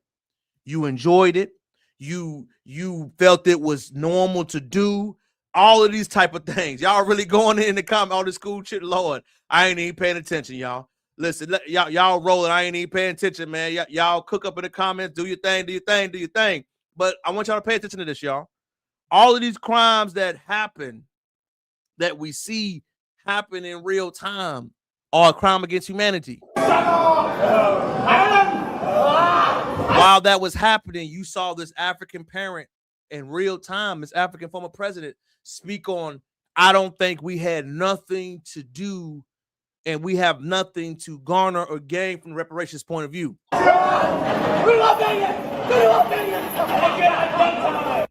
There is a film called Roots that is impactful and incredible. There are many other Rooks before slavery, up from slavery, other films, information that I believe you should read. There are other things that are truly powerful, but the truly thing that is powerful that I truly don't believe that many people outside of the Black American community got to understand is that the knowledge, the teaching, the reverence for our history is something exclusively for Black Americans. Follow me, follow me, follow me. Many people outside of the culture don't have that reverence for uplifting what their story is. They look at it as negatively. They talk about their history as a downside. We reverence our ethnic cleansings. We talk about our losses and our wins. We uplift our ancestors. We have a different spiritual side due to the ethnogenesis that took place in this country. What this video that's taking place in the 154 podcast, again, is talking about the inter-fighting amongst other communities and how they literally do not have a reference for even their identity like Black Americans do. Pay attention. The hatred between Africans and Caribbeans is so strong. This is Windrush, right? God. Windrush came when? What is the Windrush? The 1930s? Yeah, when Caribbeans came over to England to help after the First World War. So, yes, right. You know, they came over the 40s and 50s and 60s. They came. Yeah. And, you know, that colonialism, they brainwashed Caribbeans, Jamaica. Colonialism is their version of Jim Crow, y'all. I want y'all to understand the words. When they say colonialism, what you got to understand what it means is that they mean Jim Crow. You follow me? This is what they mean about Jim Crow happening. This is what they mean about how their version of Jim Crow conquered them mentally and how it did not have the same bearing or effects on us. We have a different type of energy on how they affected us. Jim Crow happened in our era. But what our parents did is that we chose to internally ingratiate and build with each other more. I tell people all the time, y'all, people look at me like I'm crazy when I say this. Jim Crow was a great thing that happened for us. What do you mean, King Crowder? Jim Crow was great. Follow me, follow me. Jim Crow was the period when you had to say, we got to figure it out with each other. Segregation was when we were one of the strongest points, because nobody had our back but us. Jim Crow, culturally, intermingling amongst Black Americans, was a problem. We had our own everything. Mentally, we were our own. Socially, we were our own. We had to create our own music, which all the genres came from, our own standard, our own taste, our own swagger, our own cuisine, our own everything. Literally, the United States was white America and Black America. So that is what Jim Crow did for Black Americans in this country. Other parts of the country did not have that experience. Colonialism affected them differently. They didn't intermingle like we did. They didn't build with each other like we did. So when we talk about the communities and different spirits and different energy that we have, you have to understand what that means. So when you hear these words, y'all, I want to teach you. You know what I'm saying? I want y'all to understand. You still doing Ghana. I want y'all to understand what it means. I want you to understand what period happened. I want y'all to talk about all of those type of things. You feel me? That's what I want y'all to talk about. So I want y'all to understand it. I want y'all to talk about it. And I want y'all to understand what's the point of this video. Let's keep cooking. And didn't even know that they were descended from Africans. Right. I went to school with kids who had no idea. No, man, I'm Jamaican. We're Carbo. My mom and dad are Jamaican. And I'd be like, you weren't in... Your ancestors were brought to they did not know. Wow. Until Roots came out. Which is a Black American film, y'all. Many sides when we talk about intellectual sides of learning the history, doing the knowledge, that is something that Black Americans always standing on business. That's culturally with us. That's mentally something we did all the time that we developed internally with each other. That is not something a foreign concept, y'all. That is something literally that is embedded in our spiritual side and spiritual energy. You hear it confirmation from somebody from outside. They didn't know because they were deliberately kept uneducated. Yes. So because of that, there was a... No, they were willingly kept uneducated. They were willingly allowed to go along with it. They were willingly an equal participant in it. Do not say they were willfully uneducated. No. I'm not gonna let you get that off. What they were was they chose to assimilate, they chose to deal with it, and they chose to go along with the status quo. It is uncomfortable to stand on FBA business. It is uncomfortable to say this is where it has to be. It is completely uncomfortable to do those type of things. When you have people that have a different mentality than we do, they literally don't know how to handle it. We are literally a normal side to say, nah, we ain't rocking with that. Nah, we standing on business with that. Nah, we not the same type of people. Nah, we have a different ideology. Nah, we have a different mentality. So when you say those type of things, I want you to understand where that energy comes from, where that mentality comes from. It is not something that is just poof out of the air. It is something that happened during a period of Jim Crow, during a period of separations, during a period of you having to figure it out by yourself. You know what I'm saying? That's it. Agree. Oh, yeah, she on point. Yeah, you all right, brother. 90% did go to the Caribbean islands. I agree. America. No, they didn't come from the Caribbean islands. Not true, brother. Only 4% did. Come correct, baby. Come correct. I agree. Alex Haley did plagiarize. He he wrote a period to get paid. Y'all, let's keep it funky. You feel what I'm saying? That's not true. This brother's spreading fake news. You among intellectuals, man. Nah, they were not true, brother. I disagree. Only 4% came to the Americas. 96% came to the South America and Central America. Remember who you're talking to. Chasm between Africans born in Africa and Caribbeans, because Caribbeans looked at Africa. I just noticed how much y'all going in the comments. I ain't even been paying attention, man. Y'all do y'all thing. Lord have mercy. Just pay attention. Africans are like, ugh, they think they're better than us, and they come from the jungle and all this because all they knew about Africans was what was in the Tarzan movies. Oh yeah, you know what I mean? Yeah. And then Africans look down on Caribbeans. Again, they look at them. They don't even know their own history. They use what this is called, y'all, ladies and gentlemen. I want you to listen. This is called tribalism. Tribalism. Remember when I said to you, Jim Crow forced us to unify and get with each other? This is called tribalism. Tribalism is something we didn't get to experience because we didn't have that effect to be that way. When they say colonialism affect us this way, our version of colonialism is Jim Crow. How did we respond to Jim Crow? We responded differently. Other people outside of the Americas group responded a certain type of way. Black Americans responded another type of way. So when we talk about the infighting, the beef, all that stuff that we hear, I want you to learn. I want you to peep. I want you to follow game on these subjects. These are not isolated. These are not saying that are not normal. These are not things that we should not research, talk about, and check our notes on. Keep it cooking. So there was that. So my mum wouldn't let me go anywhere. And she did not like it when I had Caribbean, Jamaican. I just Jamaicans, don't mix with them. Yeah. Think about that, y'all. Why am I pausing it right there? I, as a Black American male, have never been questioned about any other Black American woman around me. Family or friends. That's not among us. We don't have a mentality of questioning, oh, she's not Black American. Just not there. We have the mentality, hey, Black first. Hey, I want you to build with a wholesome woman. I want you to have someone that I meet their family that we build with. Saying that you have to be from a certain culture or they're from something else, that is not something intrinsically in us. It's not. We don't have that energy. We don't have that sense of tribalism. We don't have that sense of mentality. Y'all follow me? So I want you to understand something. When you hear these talking points, it's a teaching point. That is not culturally relevant to us. That is not something that we experience. That is not something that we virtually go through. Now, of course, you want to get vetted. Of course, you want to go through the proper process.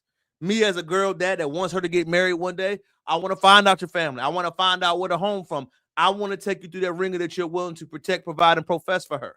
I get it. But to say this is what it has to be because you come from this, that ain't it. No, my mom would rather I had white friends than Jamaican friends. That's how bad it was. Insane. And our parents, no matter what ethnicity you come from that's Black, doesn't say that. My parents never had white friends that they would say were Black friends. My parents never said anything like that. My parents, I don't even remember us having a white person over our house. Now I understand why, because of the period of Jim Crow, just getting out of that. I get it. But I've never heard my parents of the foundation say a comment like she said. I don't know any foundational Black American parents that would talk or resonate like that. That doesn't mean that we didn't have friends and family. That doesn't mean that we didn't have people like that. But you say, I would rather among FBA family? Nah, that ain't us, bro. So she wouldn't let me go to any parties. One time when I was 15, a girl who lived across the street. My house is here. This girl's house. So when we talk about those other countries, what does this mean, King Carter? Why are you showing these videos? This right here is a check your stats and information type of moment. When I say culturally we are different and you got to understand that, this is what we mean. When I say that we have a conversation and we are speaking two different type of languages, this is what I mean. Culturally, Black Americans do not act like many other groups because our experiences with how we dealt with colonialism, our word was Jim Crow, was different. When I talk about how we think, how we process, how we feel, how we learn, how we go through, it's different. Many people outside of our culture do not have the tactics, the mentality, the social understanding, the social cachet, the activism, the politics, the economics, any of that stuff that we have embedded among us foundationally. They just don't have that. It doesn't mean it's a negative. It is just to see how we move. That is the facts of the scenario. No shade, no harshism. It's just what it is. Number two, whenever have these conversations, remember, it is always spoken from one point of view. You feel me? It is always spoken about we think this way, they think that way. How is it going? It is always a hostile attack from outsiders with it. It is always, this is what we feel, this is what we think, this is how we're going about it. Example number 8. Remember, like I told y'all last week, y'all last 2 weeks, if you've been rocking with me, make sure you comment, like, subscribe to the channel. All intellectual discourse is wanted, baby. Man, what? Remember, FBAs do not have an Asian business hate. We have a anti-racist business problem. You follow me? I don't hate anyone based off their ethnicity. We don't. We don't support anyone that is disrespectful, distasteful, and does not have the same energy that we have going for ourselves. Period. You can feel what you feel, think what you think, but if I put money in your damn pocket, you gonna respect me. I tell my lady all the time, don't go to that place where you didn't get no respect to get your feet done. You better go to sister down the corner. Yeah, it may cost a little bit more, but you go where you are appreciated, not tolerated. You go where people respect you as a woman, not tolerated. I don't go anywhere where I'm tolerated. I'm about get your nails, your feet, your hair done, but you better choose right. If I go in there and they got an attitude, I ain't paying for nothing. We sliding out. Remember that. It is not a certain ethnicity. No, don't let them play that game with you. It is an anti-disrespect problem. You are not going to disrespect me, my woman, my people, my family, my child, my son, my daughter, my cousins, my nephew, my mother, and think I'm going to give you a damn thing. No, you are going to have the same level of respect and above. I'm higher customer service oriented. I am very high respect level. If you are not respected, nah, conversation over. But when people say these conversations, y'all want y'all to pay attention to something. Then I'm going to respond again. Listen. I finally understand why Black people need to celebrate Juneteenth for June. Why? They had to celebrate something in absence of Father's Day. Pay attention, y'all. Remember, when people disrespect you, watch it. When people have animosity towards you, watch it. When people say disrespectful thing in real time, I don't want you to look past that. I want you to watch it. You ain't got to go back and forth. You ain't got to be angry. You ain't got to announce what you gonna do. I don't go back and forth with people on social media when they say stuff like this. I do this. Got you, player. You must be triggered. You still talking about it. It must really bother you.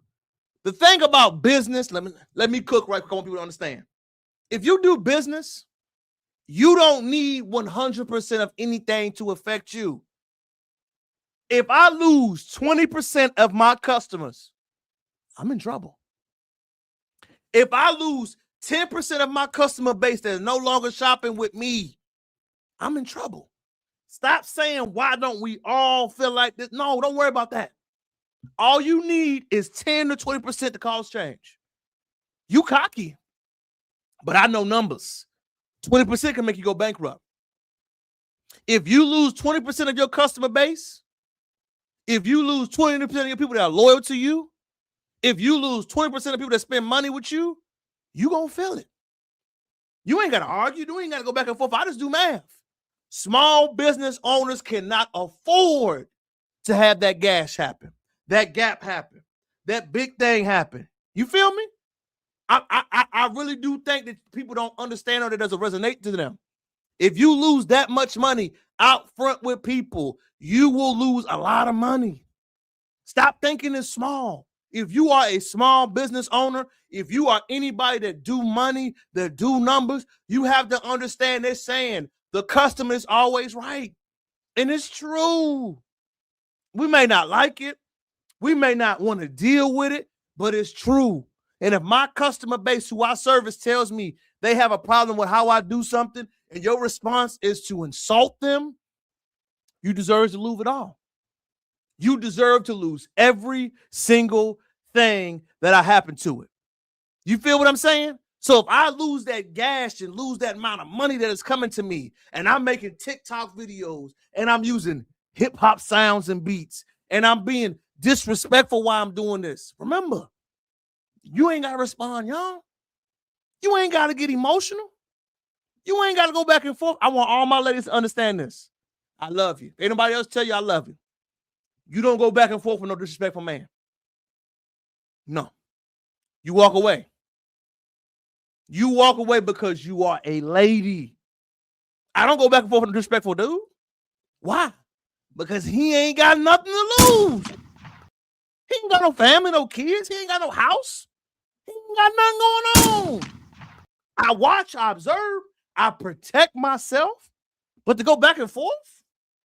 To argue? To argue in the street, to campaign so both of us can look crazy? No. You play power moves. You move in silent. You don't say anything. You don't go back and forth. You ain't got to argue. You got a problem with FBA? Okay. Don't put your hands on me. I'm going to defend myself. It's true. But I always teach my kids, hey, bro, you don't go back and forth? Let me handle that for you. Ladies, men, if you have people that talk like this, they are trying to provoke you. With the step you got to get to in your adult life as a professional, as a husband, as a wife, as a person. Facts, I'm not saying don't let them touch you. I'm with you. Don't touch me. Don't put your hands on me. Hey, if they put the hands on you, put hands, feet, all of the above. If you one of the ladies in the chat, you better go on Amazon.com. I want you to get something called BERA mace. BEAR mace, bear mace, up to 20 feet. Any man they put their hands on you with that bear mace, they're going to hit that ground. You ain't got to argue. You ain't got to communicate. You ain't got to say nothing. But this is my fellas too, y'all. Stop going. It is going to hurt that person more if we all get that energy, because it's already happening. Remember, you don't make this type of energy if it's not bothering you. You follow me? You don't have to go into it. You ain't got to discuss it. You ain't got to debate it. You ain't got to say none of that. Just move. Move quietly. Go to Keisha and them. They slower. You feel me? They slow. I get it. But they love you. I don't know about you, y'all. I will not spend money on nobody that don't love me or don't respect me. Let's feel me. Hey, guess what, y'all? You know what else can permanently blind you, dog? I recommend bear mace. I recommend a pig poker. I recommend any type of things. You hear me? I agree with y'all. I don't patronize nobody disrespectful. You feel me? That's all I'm saying, y'all. I appreciate y'all giving me love and all that stuff. Hey, people, thank you, Miss Daniel. I love you too, love. Oh, 10, 20%. I'm telling you. Hey, I preach these messages not just for this. I tell my girls this. I tell my daughters. I tell my sisters this. I tell anybody this, man. If you don't want people to hurt you, harm you, be disrespectful to you. Hey, bear mace can totally blind you. Yes, so can putting your hands on you. Remember, first rule of law in nature, keep your hands and feet to yourself. Keep your hands or feet to yourself. You don't touch nobody. You don't threaten nobody. You don't make a claim towards nobody. I'm not saying go out and seek anything. I'm saying you have the right to defend yourself. Don't let nobody shame you about that. Don't let nobody tell you crazy about that. Any lady out in these streets, get that bear mace. Get it. I ain't saying pull it out and use it all the time. I ain't saying have it, but I'm saying have that thing on you. Non-lethal weapons, non-lethal defense mechanism are something I encourage. Do not be walking out here naked. Do not be walking out here like it's not problems going around. Do not be walking out here acting like everything is good. My lady know. My ladies know. I don't want you to have that thing on you, but I want you to have that mace on you. I want you to have that other thing on you. I want you to do whatever you got to do to protect yourself and make it home to me. That's the message I want you to really hit on tonight, man. And one of our final 3 videos, y'all, want y'all to tap into me. Share it live. Share it live. Share it live. Share it live, baby. Listen. Remember what I tell y'all about, y'all? Juneteenth was the weekend. But pay attention to people who make contempt videos while you're celebrating something. Pay attention. We got that. We don't got. Why we can't have one? You know, if we have one, then New York is gonna buy. Yeah, bro. That's the conversation that's being had, y'all. And I want to hit y'all point. We got to have a big African Day parade in America. We have to have an African Day parade, not in Africa, not in the countries you come from, not in the places that you built up, but you want to have it in America? To me, I don't understand this. I've tried to, I've hard to understand it. But if I have the social norm, the social love, the feeling that I want to represent where I come from, but I'm not there doing it, why? You follow me? And there's no shade, there's no disrespect, but I want to understand, like, why? Why? What's the point? You feel me? What's the point of having that much cultural pride, that much cultural? You better have something on you. Don't ever walk around naked, ever. If you're not going to be there where it needs to happen at. But I want you to pay attention to something, y'all. There are 365 days a year. Why is it that parades, other Black heritage, other Black conversations, all have to happen around the Juneteenth month or Black History Month? Why? Do you know why? It is a undertone hostile takeover. Remember, people that have hostility for you show up when you're being celebrated, when you're graduating, when you get an award, when you're getting married, when something positive is happening for you. Follow me. Man, what? People have these conversations like this when you're winning. Ladies, if you got a homegirl, fellas, if you got a homeboy, whenever you win, they show up and say, I would have did that different. I wish we could have went about that one other way. I don't teach my kids like that. I wouldn't let that slide like that.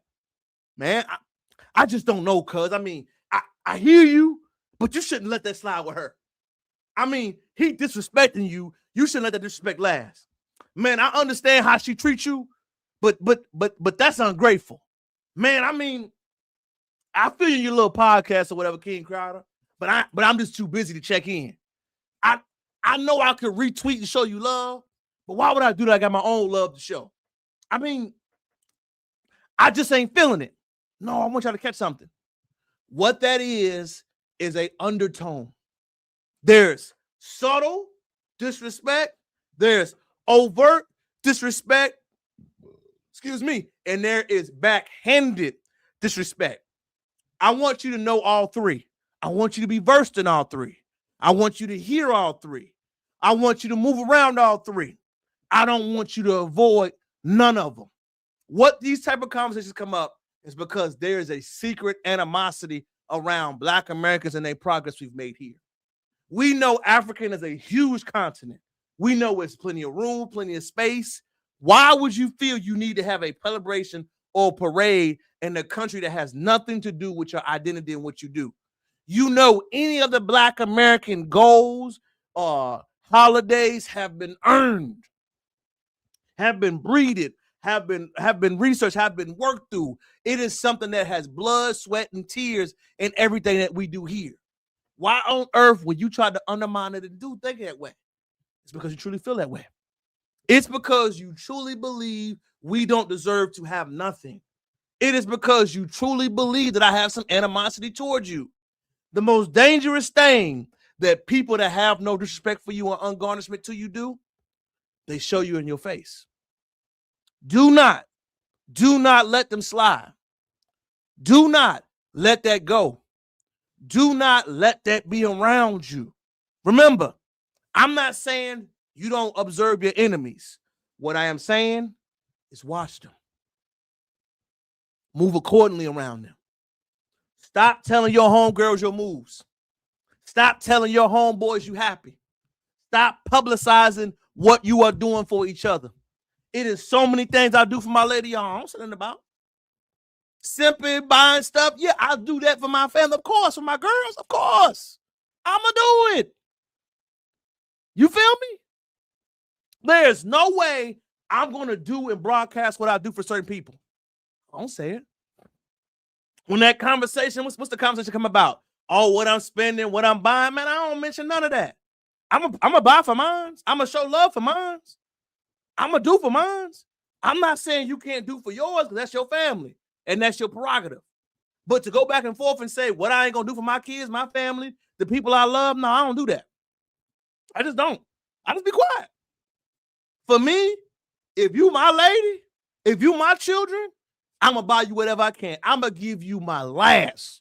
I'm not going to say you're not going to earn it to work for it. But to say I'm not going to give or pay or do, that's conversation for people that has nothing on bearing on how I move and how I act. But what I do want you to get from this lesson is that I want you to see the contempt for people that have animosity towards you. I want you to see it. I want you to feel it. And I want it to resonate with you. I want you to watch how they move. I want you to see the energy. I want you to move accordingly. And I want to make sure that you put yourself first and you currently move from all of those haters, those people that have an animosity, a certain type of attitude about you. And the reason why I bring this up, y'all, is because in America moving forward, y'all, if you ain't been keeping up, you know I always love to read and check the news for you. Right now, we are in a record-breaking economy, time, and people with understanding. People say club culture is dead. It's because the young adults are struggling. People say love is gone. It is because the love is struggling. You feel me?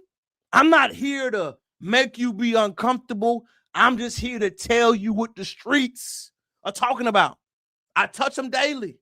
In the field, y'all, at the event that I had last weekend, there was almost 80 families. Let me get vulnerable right quick. You know how many children I met out there that didn't have no shoes on? You know how many grown people out there that don't have no shoes on? Do you know how many people that told me they didn't eat in 3 days? Do you know how many people are actually hungry right now? So the economy 5 years ago and the economy now is different. So when you hear articles like this is for you to keep in your nuggets so you can see how to move and go forward. Pay attention. A new study by Realtor.com reveals that a third of young people are still living with their parents. These are not strictly college students looking to save money on room and board. We're talking about a record 25 million people under 35, higher than at any time in history. I think it's higher than that, y'all. I think them numbers are kind of low. I don't think we really understand how many people need to be living with somebody. Remember, I had this conversation while I was out this weekend. No, you need each other. Follow me. You need each other. There is no more, I don't need you. You don't need a man. No. You need each other. You need your woman. You need your man. You need your family. You need each other. You feel what I'm saying? People are struggling, y'all. And it's not to make it feel devastating, y'all. It's just, I want y'all to feel me. I know people online to tell you one thing, but I want y'all to just feel what I'm saying. And people don't say it publicly all the time. And I would never put name to face or anything like that. But I want y'all to understand, man, like what's going on right now. 35% of people under the age of 35 are living at home and struggling. And that's okay. I would much rather my children live with me than go out in this world and have nothing. Parents, future parents, if you're going to have kids, you have to understand there is no more 18, get out. No. There is you build with them, you grow with them, you love them up, and you help them along the way. How we grew up, it is no more. Now, that includes more than 20% of 25 to 29-year-olds and more than 10% of 30 to 34-year-olds. These young people aren't just sitting around at home. About 70% of them are employed. But a lot of them say... I don't know many young people that don't have jobs. I don't know many young people that are not trying to get out of their situations. You follow me? It's just the economy that we're in. It is just the inflation. It is just the amount of rate to live and to have fun. Right now, we are in a cosmetic shift. Like I told you, y'all, we are all in a whirlwind where we got to change how we think, how we move, how we allow disrespect. We talk about it all. But the lesson I want you to learn moving forward, that I really wanted to end it with, man, is the state of this country. You follow me? When we did that giveaway, that give back, that food, it was amazing. Number one, I love doing the community day. It's fun, right? Having my brothers out there, different backgrounds.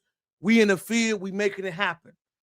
But I think it was twice the amount of people that I saw 2 years ago. It was a lot of people living in the hood than you know. It's a lot more people living in the projects than we know. It's a lot more people living in lower income housings than there were 3 years ago. It was filled. It was to capacity. Follow me. There was I was talking to the manager lady at that site and location. Their retention rate is almost 89%. Do you know what that means? Think about that for a second. I'm sorry, occupancy rate was 90%. That means 90% of the units in that low-income housing were filled. Stop telling me everything is okay. Stop telling me that things are not changing before our very eyes. It's what it is. And it's not the bad places. It's not the low income. It's not that I can't absolutely love. Hey, you are a blessed. Hey, I love to see that. Now, for me, let me go ahead and click her name so I can say it right. I love that, Miss Autumn. I love that. I don't know if I pronounce your name, Miss Poet. What I want you to do, I want you to get a man with that. You ain't winning to me until you get your hubby with that. I got too many brothers out here that need somebody good that's like you. I love it. Make sure you get married, you have some babies. That's what I want with you. I love that. But I want you to complete it. I want you to have somebody for real, for me. Man, what? But listen, like we saying, man, as we continue to go along this journey, as we continue to all live the American experience, as we continue to have these American-led conversations, man, these record lows, these my challenge is having a bad. Hey, you'll get there. You will get there. Hey, don't worry about that. Just have you a home. You follow me? Have you a home. Have you somebody. That's what I want from you, Miss Poe. I want that.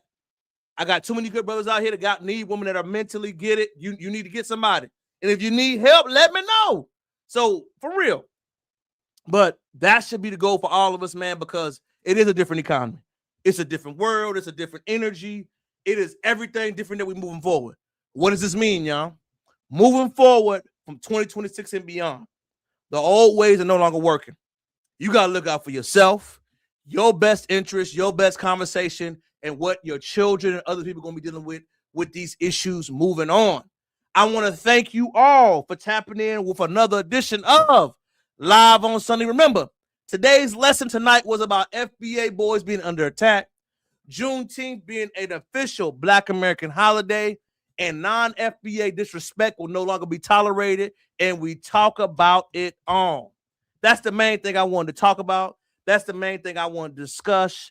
That's the main thing I all want to see moving forward. I want to tell y'all, man, if I didn't reply to you or I didn't respond to you, I appreciate you. I love you. I don't get everything. It's hard being white. No, man, you can try it out, man. Look, get a little second job, Uber, DoorDash, whatever you got to. I have accomplished all on my own. I expect that the man that will ultimately be able to submit to an upkeep to build upon a foundation. I don't like them words now. I don't like them damn words, Miss Poet. Ain't about no foundation. That don't mean nothing. You need somebody that's gonna love you and rub them feet. That job can't rub your feet at night. Don't make me go there. That job can't hold you like a man can. Thank you. Happy Father. Thank you too, love. Because remember, you won't get been so tired of being at home, so tired of being alone. Man, what? Let me go and get out of here again, y'all. Call your family, call your loved ones, call your friends. I love you. I go by the name King Crowder, man. I want to tell you, I appreciate you for checking back in for me this evening. Make sure you tap in with me Wednesday for my Mitchell midweek tap in. I'm going to make sure to bring some information back to you. I love you. I want you to call your friends, call your family, call your loved ones. Let them know that you appreciate them and you're thinking about them. Make sure you comment, you like, you subscribe to the channel. Make sure you check on your family. Remember, happy Juneteenth weekend. Happy Father's Day to all the daddies out there. And happy everyone that got to chip in and tap in with me. I love you. Until next time.